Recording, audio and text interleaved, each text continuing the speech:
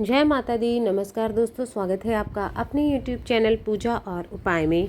दोस्तों, इस वीडियो में आपको द्वार पूजा अगहन गुरुवार का जो व्रत होता है, माता महालक्ष्मी व्रत जो होता है, तो द्वार पूजा कैसे करनी, यानी चौखट का जो पूजन है वो विधि विधान से कैसे करना है, उसकी जानकारी आपको इस वीडियो में देने वाले हैं।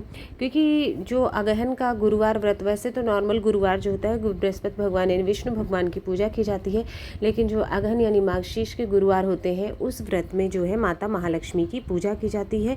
इस बार 2024 में जो गुरुवार पड़ रहे हैं वो टोटल 4 पड़ रहे हैं, यानी कि 21 नवंबर से शुरू हो जाएंगे गुरुवार वाले व्रत और फिर 12 दिसंबर तक रहेंगे। 4 गुरुवार पे आपको पूजा करनी है। पहले गुरुवार पे चौकी बिठा के सब विधिवत पूजा की जाती है, हर गुरुवार पे आप करते हैं, लेकिन जो अंतिम गुरुवार होता है उस दिन आप व्रत का पारण करते हैं, यानी उद्यापन कर देते हैं। ये जो अगहन मास का होता है, ये व्रत इसलिए करते हैं क्योंकि इससे जन्म जन्मांतर की दरिद्रता जो है वो दूर हो जाती है। चौखट पूजन कैसे करना है दोस्तों, तो देखिए, सबसे पहले तो आप चौखट को जिस दिन सुबह सुबह में उठिएगा, सुबह जल्दी ही उठा जाता है, मतलब सूर्योदय से पहले ही ये करना होगा आपको।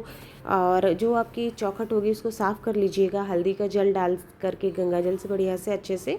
और उसके बाद आप जो चावल का आटा है उससे आप रंगोली बना सकते हैं, अल्पना, अलग अलग तरह की डिज़ाइन, स्वास्तिक, जो जैसा आप चाहें वैसा अपनी चौखट को सजा सकते हैं। ये चावल के आटे से, आप चाहें तो चावल का आटा ले सकते हैं, या फिर चावल को कुछ देर के लिए पहले से भिगो लें और उसको फिर पीस लें, एक घोल जैसा तैयार कर लें, उससे भी आप डिज़ाइन बना सकते हैं। इसके साथ ही साथ में आपको रोली यानी कुमकुम जो होता है उससे आप डिज़ाइन बना सकते हैं, उससे भी बना लीजिएगा, क्योंकि माता महालक्ष्मी को बहुत प्रिय होता है लाल रंग, तो इसलिए उससे डिज़ाइन ज़रूर बनाइएगा। इसके अतिरिक्त आप रंगोली बना सकते हैं, मतलब ये आपके ऊपर डिपेंड करता है आप अपनी चौखट को कितने अच्छे से सजा सकते हैं। जैसे हम दिवाली में सजाते हैं, माता महालक्ष्मी का व्रत है तो उस हिसाब से हम करते हैं। सुबह में आप ज़्यादा कुछ नहीं कर पाते हैं तो शाम के समय ज़्यादा कर लीजिएगा अच्छे से, क्योंकि शाम में वक्त रहता है और दीपक वगैरह हमको सुबह तो जलाना ही है, शाम को भी अगर जल्दी में नहीं कर पाते हैं तो इस तरह से आप अपनी चौखट को सजा लीजिए। जो कलर वाली रंगोली होती है या फूलों की रंगोली होती है उसे चौखट पे आपको सजा लेना है। उसके बाद जो आपने चावल का घोल बनाया हुआ होता है उससे आप माता महालक्ष्मी के इस प्रकार से देखिए पैर बना लीजिएगा। और उसके बाद रोली से, या फिर आप इससे नहीं बनाना चाहते हैं तो आप रोली से भी पैर बना सकते हैं। पैर जो है बाहर से अंदर की ओर आने हुए होने चाहिए, मतलब माता लक्ष्मी के, यहाँ पर तो मैं वीडियो में ऐसे ही आपको दिखा रही हूँ, पर आप जब बनाइएगा तो मतलब माता लक्ष्मी अंदर आ रही हैं इस तरह से बनाते हुए पैर आइएगा।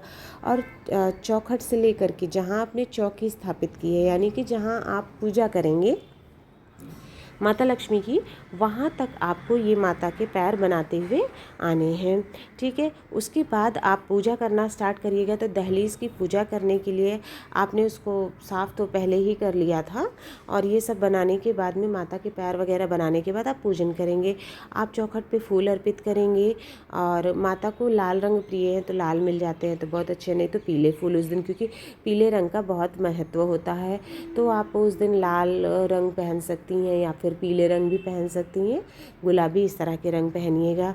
उसके बाद फूल चरणों में अर्पित कर दीजिएगा। फिर आप हल्दी से टीका करिएगा, मतलब पैरों की पूजा करिएगा माता के, हल्दी के साथ साथ कुमकुम से यानी कि रोली से भी माता के पैरों की विधिवत पूजा करिएगा। हल्दी नहीं है तो आप पीला चंदन जो होता है वो ले सकते हैं, क्योंकि वो भी विष्णु भगवान के लिए उधर होता है, तो इसलिए विधि विधान से हम पूजा कर लेते हैं।